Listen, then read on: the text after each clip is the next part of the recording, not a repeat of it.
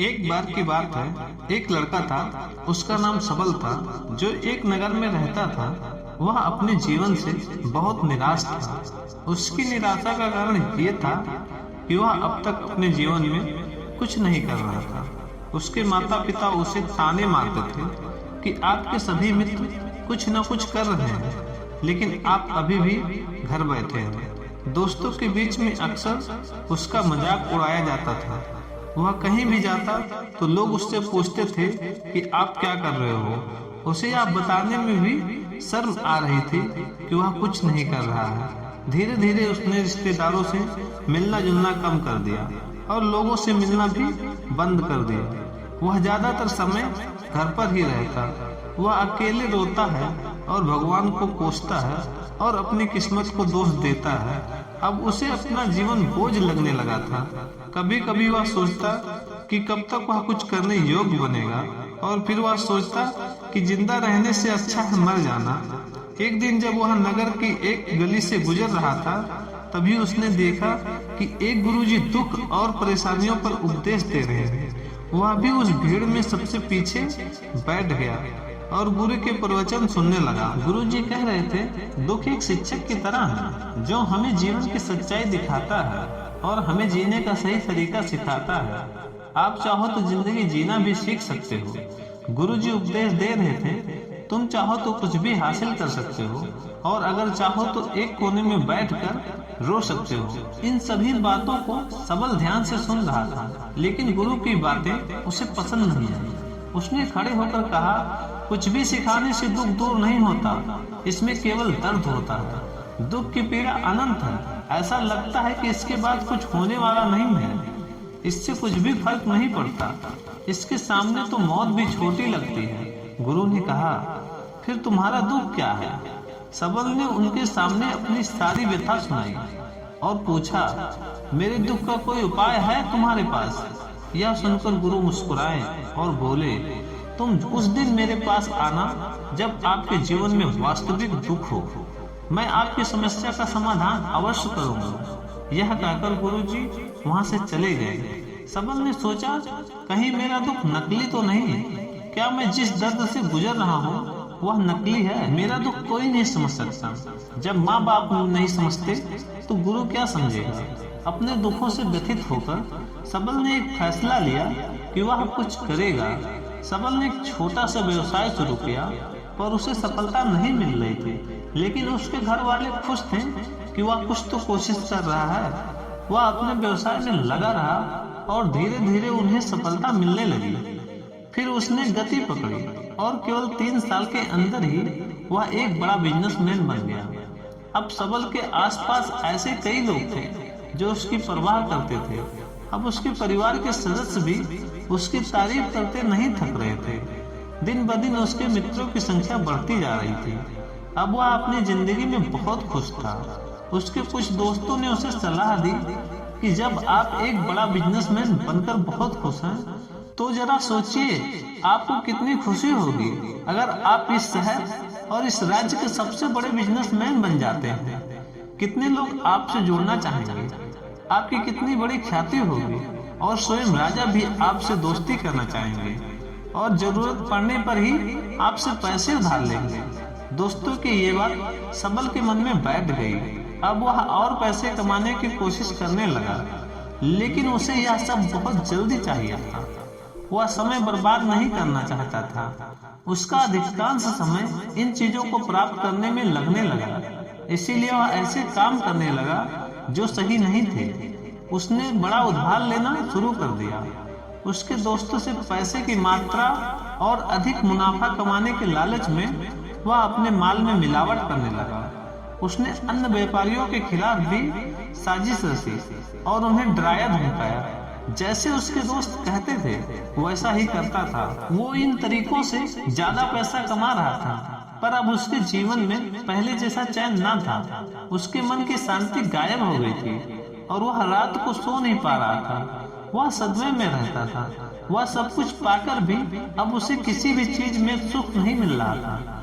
एक दिन सबल अपनी गाड़ी से कहीं जा रहा था। तभी रास्ते में उसे गुरुजी का आश्रम दिखाई दिया। वह रुका और गुरु के पास जाकर बोला, गुरुजी, आपने मुझे अपने पास आने के लिए कहा था जब मेरे जीवन में वास्तविक दुख आए। अब मैं बहुत दुखी हूँ कि मेरी नींद हराम हो गई है, मुझे कहीं भी शांति नहीं मिल रही है। इस प्रकार सबल ने अपनी सारी समस्या गुरुजी को बता दी। गुरुजी ने कहा, जब तुम पहली बार मुझसे मिलने आए थे तब भी तुम किसी दुख में थे, अपने उस दुख से क्या सीखा?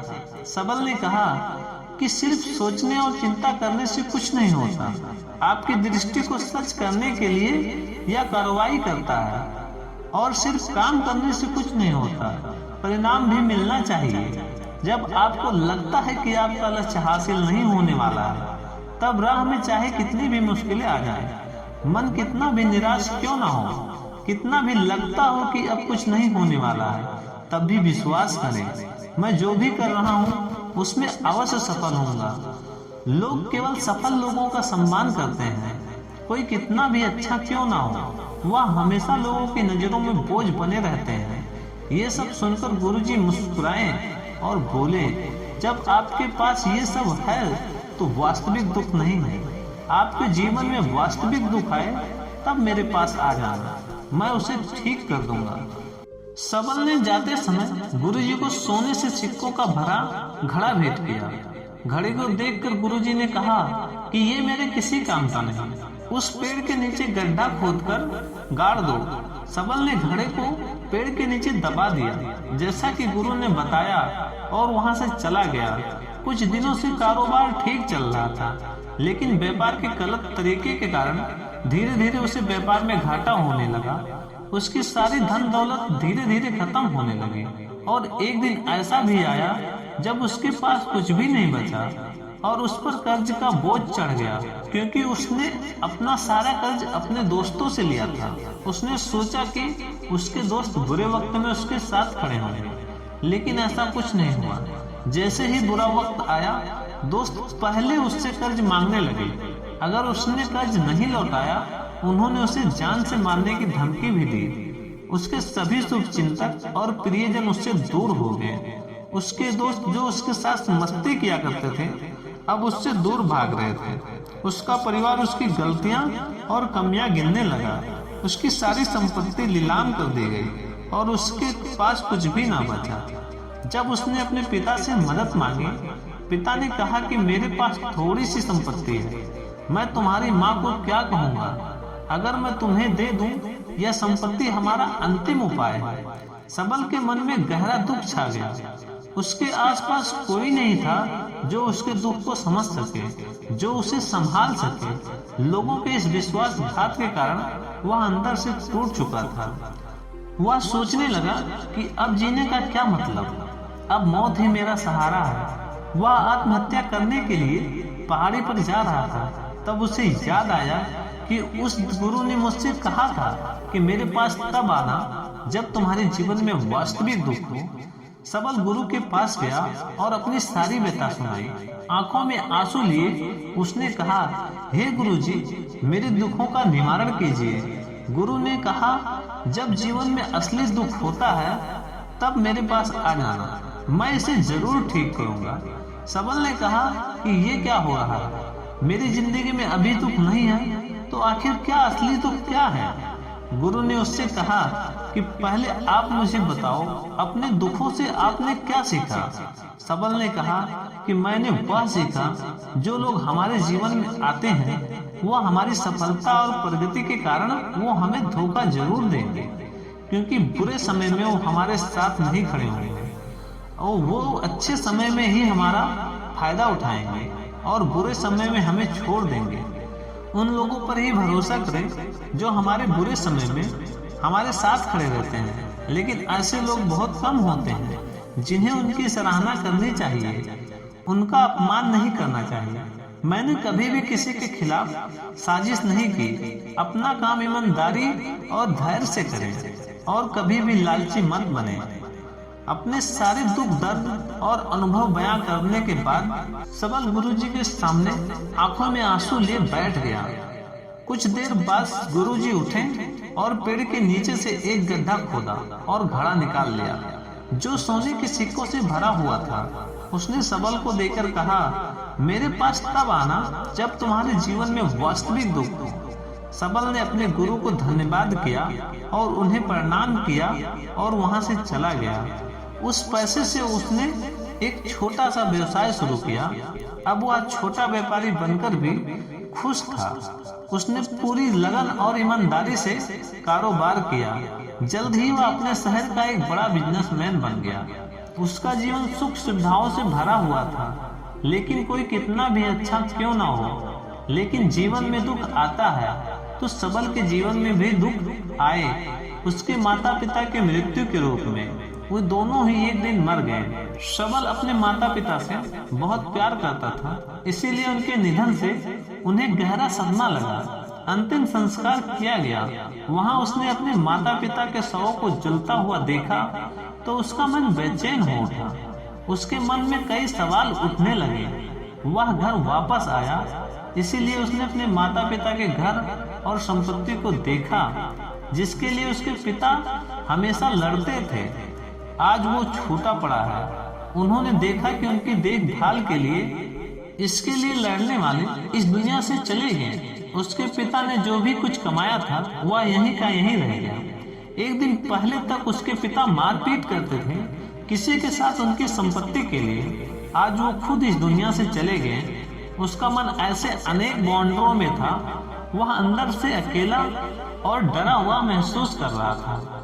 वह खाली महसूस कर रहा था। उसे लगा कि कुछ है जो वह समझ नहीं सका, इसीलिए वह गुरु के पास गया। उसे देख गुरु ने कहा, क्या जीवन में कोई दुख है? सबल ने कहा, वैसे तो जीवन में कोई दुख नहीं है, सब कुछ अच्छा चल रहा है, लेकिन आज मेरे माता पिता का देहांत हो गया। मैं इस घटना से बेहद दुखी और परेशान हूँ। गुरुजी ने कहा, इससे दुखी होने की क्या बात है? एक दिन सबको मरना है, मुझे भी मरना है, एक दिन तुझे भी मरना है। शायद तुम कल ही मर जाओ या आज ही मर सकते हो। सबल ने कहा, क्या कह रहे हैं गुरुजी? मैं भी मर जाऊंगा, लेकिन मैं अभी जवान हूँ। गुरु ने कहा कि सब जी रहे हैं इस भ्रम में कि मृत्यु केवल दूसरों को आती है, बड़ों के पास ही आती है। लेकिन जवान और बूढ़े भी मर जाते हैं, बच्चे मर जाते हैं। मौत का उम्र से कोई लेना देना नहीं है, यह सभी को प्रभावित करते हैं। गुरुजी की ये बातें सबल के मन में बैठ गई और वह चुपचाप चला गया। लेकिन उसका मन अभी भी बेचैन था। वह खाली महसूस कर रहा था। वह सारा दिन अपने बारे में ही सोचता रहा कि वह कौन है, वह इस दुनिया में क्यों आया है। क्या जीवन का लक्ष्य केवल चीजों को खाना और मरना ही है? ऐसे कई सवाल उसके दिमाग में लगातार उठ रहे थे, लेकिन उन्हें अपने किसी भी सवाल का जवाब नहीं मिला और उसका दुख दिन ब दिन बढ़ता ही जा रहा था। इसीलिए कुछ दिन बाद फिर वह गुरुजी के पास पहुंचा और बोला, हे गुरुजी, मैं बहुत दुखी हूँ क्योंकि मैं यह नहीं जान पा रहा हूँ कि मैं कौन हूँ और मैं इस दुनिया में क्यों आया हूँ। यह सुनकर गुरुजी मुस्कुराए और बोले, आज आपके जीवन में पहली बार वास्तविक दुख उत्पन्न हो गया है। यह वास्तव में दुख कहलाने के लायक है। हम नहीं जानते कि हम कौन हैं, हम क्यों आए और क्या करें, कैसे करना है। सबल ने अपने गुरु से कहा कि मेरी चिंता दूर करो। गुरु ने कहा कि हम सभी इंसान हैं, जीवन भर संग्रह करते रहते हैं। सबल ने कहा कि सभी इंसान जीवन भर धन, सम्मान, परिवार, प्रतिष्ठा, मित्र, शत्रु आदि जमा करते हैं। गुरु ने पूछा, क्या हम एकत्र की गई चीजों में से कुछ भी अपने साथ ले जा सकते हैं? सबल ने कहा, कोई भी इंसान अपने साथ कुछ नहीं ले जा सकता है, वह सिर्फ अकेला ही जाता है। मेरे माता पिता भी अपने साथ कुछ नहीं ले गए। सब कुछ धन संपत्ति, वैभव सब कुछ यहीं पर छोड़ कर गए। गुरु ने कहा, अब मेरी बात ध्यान से सुनो। इस संसार में हमें जो संग्रह करना चाहिए वह हम नहीं करते। चीजें हमारे सामने होती हैं, लेकिन हम उन्हें देखने की कोशिश भी नहीं करते हैं। हमें इस दुनिया में जो भी कुछ इकट्ठा करना है वह हम खुद हैं। हमें खुद को जुटाना होगा ताकि जब हम मरें तो हम एकजुट हो सकें। और खुद को पहचानने में सक्षम होने के लिए हम अंदर से बटे हुए हैं और समाधान खोजने का प्रयास करते रहते हैं। उन्हें अपना समाधान कभी नहीं मिलेगा, क्योंकि जिसे लोग दुख कहते हैं वह वास्तविक दुख नहीं है। यह सिर्फ एक आदमी की इच्छा है। उसकी इच्छा कभी पूरी नहीं होती। इसीलिए व्यक्ति को भी कभी अपने प्रश्नों का समाधान नहीं मिलता। इसीलिए इन सबसे परे यदि आप अपने दुखों का अंतिम समाधान चाहते हैं तो सबसे पहले खुद को समेटो। इस दुनिया से अपनी ऊर्जा वापस ले लो और इकट्ठा हो जाओ। अपने आप पर ध्यान केंद्रित करो, स्वयं पर ध्यान दो। अपनी मृत्यु से पहले अपने आप को जानने की कोशिश करो, बिखरो मत। सबल ने कहा, तो गुरुजी, क्या हम इस संसार को छोड़ दें? हमारी सभी इच्छाओं को मार देना चाहिए।